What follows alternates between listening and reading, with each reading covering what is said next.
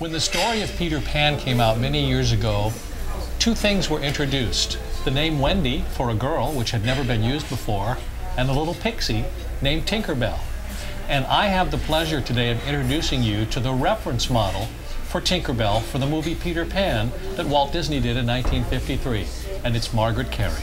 Hi, Margaret. Howdy do. Hello, everyone. So now, what have you been doing between then and now? Have you got about 3 hours? Well, sure. I have a website, and I'm writing a book. You have a new book coming out. I'd like to talk about that a little bit. What do we look forward to in this book?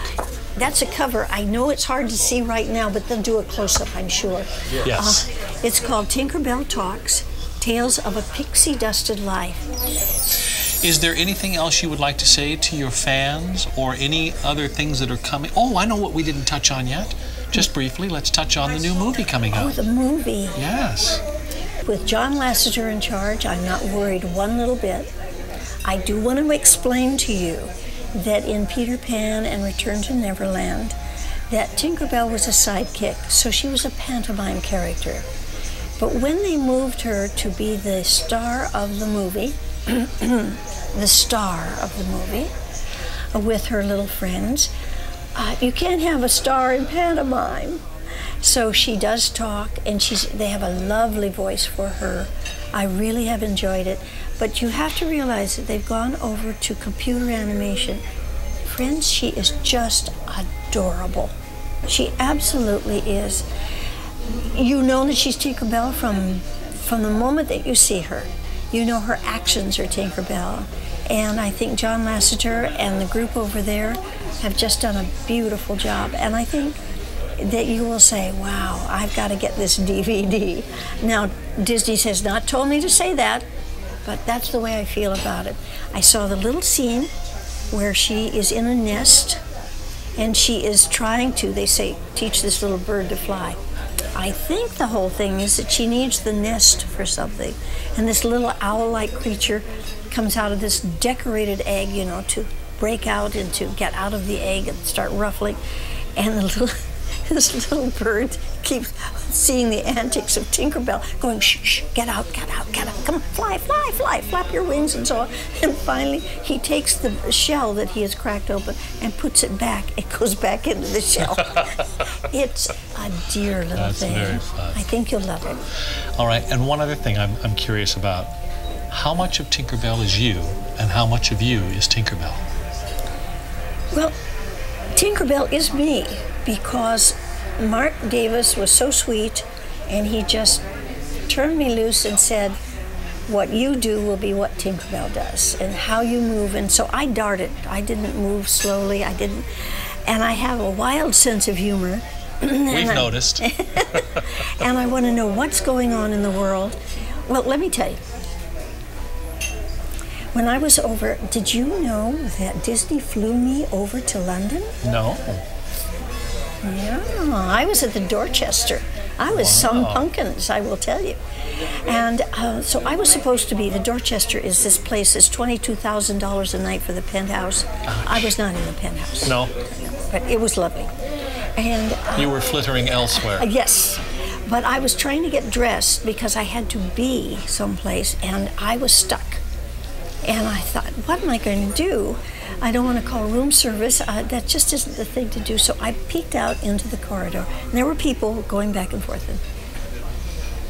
And I looked down at the elevator, and there was this well-dressed gentleman, well turned out, with a tie and a vest and a suit, and he had a briefcase that he's standing there looking at the elevator. He's pushing the elevator button. So I run down on my high heels, and I move up to him, and I said, "Sir?" "Yes?" "Are you married?" You could just see all the ramifications running through his head, you know, which way. Well, he said, she going to he said, "Yes, I am." I said, "Oh, thank heavens. Would you zip me up, please?" So he zipped me up. I said, "Thank you." And he stepped inside the elevator, and I went back to my room. That's funny. But that's Tinkerbell. Funny. She would do that. And so I've always been like that. So I would say that we're alter egos of each other.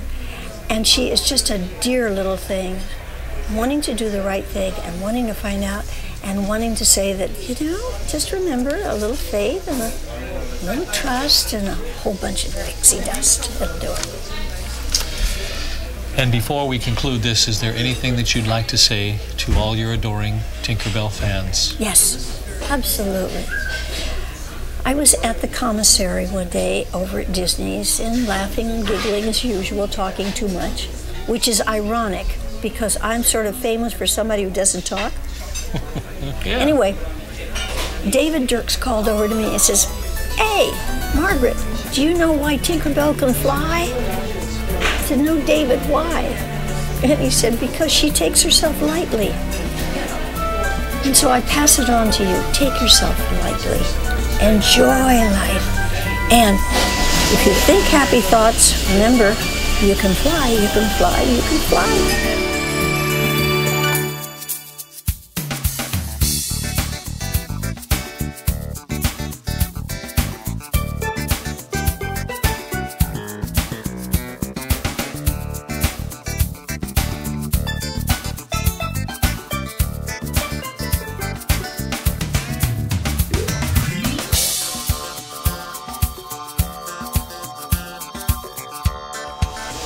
That do it? That's a wrap. That's cool. Did I talk? I talked too much. I didn't let you get in there, did I? I didn't want to be in there. I wanted you there.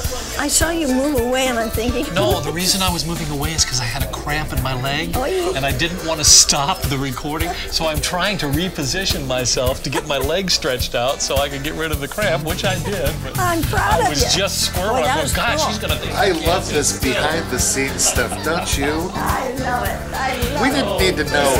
We didn't need to know about the cramp in his leg now, did we? Come on now. Does that go on a bonus? That goes on the bonus reel, yeah. Oh, bollocks! I lost my head at Disneyland Resort. Well, Kiltboy and Electric Mike do it all the time. Until next... Oh, that's better. Well, until next time, Dole Whip wishes and churro dreams. See you at the next Disney Pop Hoppin' Party.